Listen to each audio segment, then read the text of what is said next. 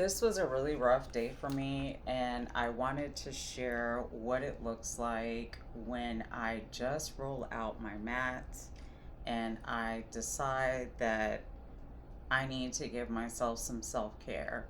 Not going to go over much of what the poses are. Please understand this is a slow practice with a lot of intention.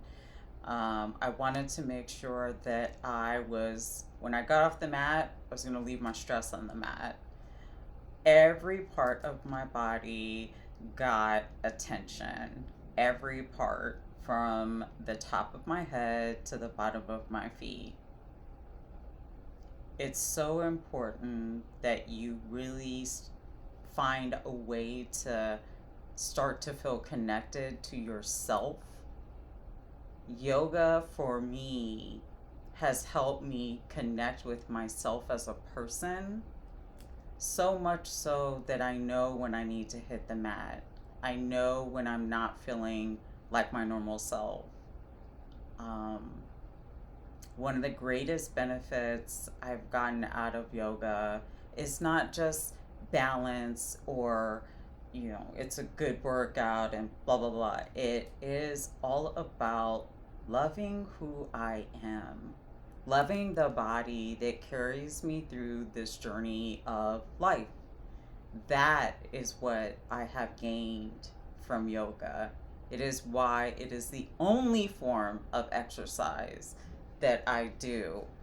Now, don't get me wrong, I can get in the gym and I can go lift weights, and they're heavy because yoga is also a lot of body weight work. No one thinks about that, but I do. And what I want to make sure people know is that yoga is completely imperfect. It's a yoga practice, not a yoga perfect. And what you're going to see is me not edit certain parts of my video. If I fall out of a pose, I will gently find my way back into the pose. I think it's so important to be that genuine and that authentic if you're going to decide to be a yoga teacher and really want people to follow you. If you don't show that you're perfectly human and capable, the best yoga teacher could have an off day. There I go, fell out of the posture, and there I go regaining focus, my drishti, and getting back into the posture. It's really important to connect with an audience if you're going to teach or be an expert, extend your knowledge, that you're human and people see you as human. Yoga is about connecting with your mind, body, soul, your mind, body, spirit, and what you need for yourself as you walk through life. And I've had some revelations sitting on the yoga mat. That therapy, all lined, really helped with a lot of things. It's wonderful to get to a place of being able to teach and wanting to teach. 13 years of doing this is a long time. Fun fact, I've only been to one yoga class in my entire time of doing yoga, and that was in year 11. So I've been building and growing this entire time, and it's great to share. I had someone ask me, I've had a lot of people ask me about being a yoga teacher, and I had a lot of people say you should start videoing, and it just never clicked. And I'm a person, because of yoga, that it must click in order for me to do it. There must be a pull from the universe, from my gut, that says, hey, it's time for you to go do this. And that is intuition that I listen to. Again, another benefit of yoga. Actually being able to hear your own thoughts above the thoughts of others is a gem and something that could never be replaced, ever, no matter what they tell you. You will have practices with me where we go up and down on the mat. That's your heart rate going up and down too, if you consider that. If we have a flow that takes us up and down, it definitely gets your heart rate up. You don't have to move and do hit, nothing against high intensity, but you can do low impact and have so many great benefits. It takes a lot of core, a lot of patience, a lot of muscles, staying in a locked position as you breathe and not pay attention to anything else around you but the posture you're in and the benefits you're trying to get out of it. Oh, a lot of feet work, a lot of moving your toes and stretching. People have no idea how much stress even goes down to the bottom of your feet.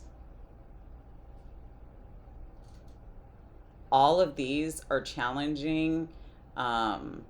Challenging to stay in this type of position and not move, but so much unless I'm trying to adjust my position, which is good. Really was crying out for help. I'm stressed. I just can't. I've had enough. Get me on the mat before I end up losing my mind. That's how I kind of felt that day. Losing my mind, meaning I've had enough stress for one day. I've had enough of everything for one day. This is my me time. Let me love on myself from head to toe. So that's what I did.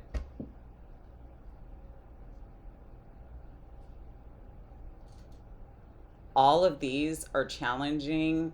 Challenging to stay in this type of position and not move, but so much unless I'm trying to adjust my position, which is good. If you are not in alignment and you can feel it, no problem with taking a pause and being able to readjust and restart the video. I strongly encourage that. Moving slowly has a benefit of you feeling every single movement. And this day, I needed to feel every single movement. Everything is always with good and great intention for myself and now for others. My body really was crying out for help. I'm stressed. I just can't. I've had enough. Get me on the mat before I end up losing my mind. That's how I kind of felt that day. Losing my mind, meaning I've had enough stress for one day. I've had enough of everything for one day. This is my me time. Let me love on myself from head to toe. So that's what I did. I had no plan for my practice this day.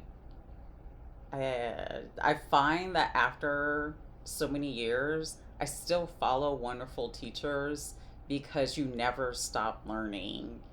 Right now, I'm using my Lululemon yoga strap. A yoga strap is a wonderful yoga tool. I will demonstrate more uses for it. It is fantastic for growing your practice if you want to learn how to really open your body, meaning when we live in an open body, our body is able to release stress. You know where your stress is being held. It's not tight and held like a wadded up ball of just unable to move. It's being able to walk freely with confidence, knowing that you feel light, your mind feels light, and you're taking care of you. You're the most important person in your life. And here's why. Without you, things may not move. Without you, your life, your household may not run. If you don't take care of you and prioritize you, then there's a problem. We change societal norms that says loving yourself is egotistical or arrogant. Those are completely different things that don't belong in this space. I love myself enough to get on the mat. I love myself enough to, more than enough, to take care of my mental and emotional well being. There are times in yoga where you will feel emotional. There's no problem with that. No problem with that at all. I had an ankle injury, and trying to continue to work through that and trust my ankle, and getting into some of these postures has been difficult. But I don't give up, and I don't want people who follow me to give up.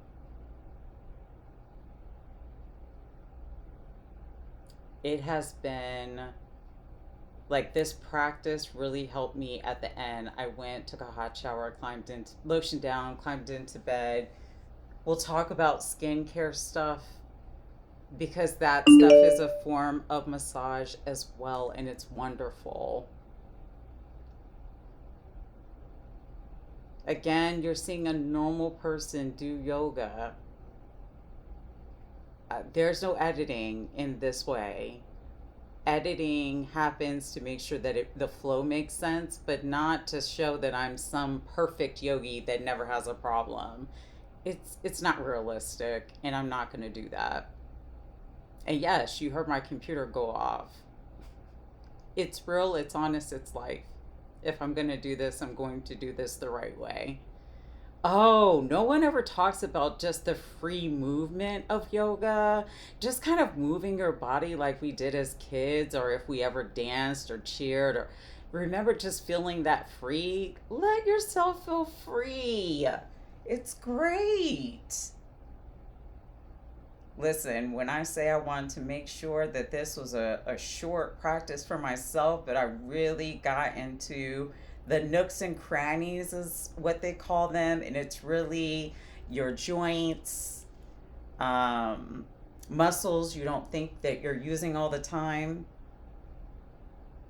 I truly hope you all enjoyed watching this free flow and hearing me kind of talk about my journey and why I chose yoga. And I hope you continue to flow with me.